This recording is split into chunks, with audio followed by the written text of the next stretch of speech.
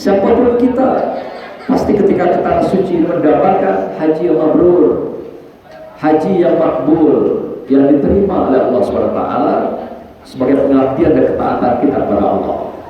Karena juga tidak sedikit yang sudah melaksanakan haji, tapi hajinya, doa-doanya mardur atau ditolak oleh Allah Subhanahu wa ta'ala.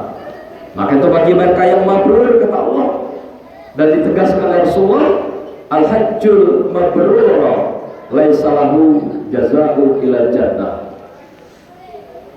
Dikatakan bahwasanya haji yang mabrur tidak ada balasan yang pantas untuk mereka kecuali adalah jannah, surga di sisi Allah Subhanahu wa ta'ala.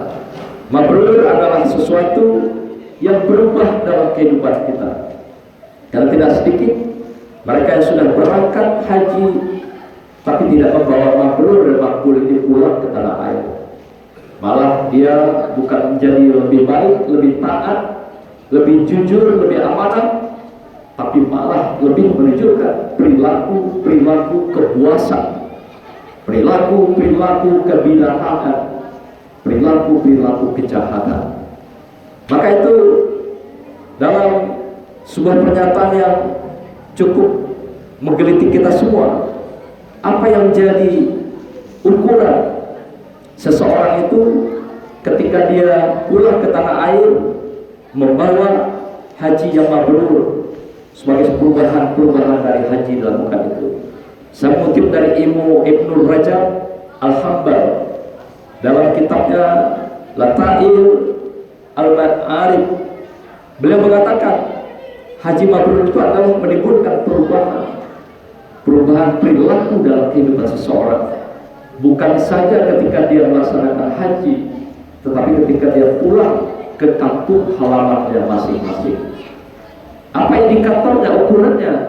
Dikatakan oleh Ibnu Rajab, di antaranya adalah pribadinya akan menjadi lebih sabar di hadapan manusia lainnya, di hadapan Allah SWT.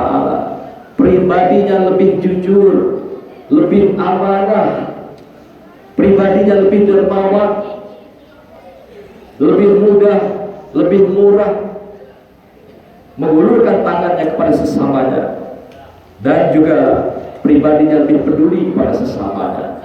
Di samping tentu saja pribadi yang meningkat, lebih taat, lebih manfaat, tentu juga lebih dekat dengan Allah Subhanahu wa ta'ala.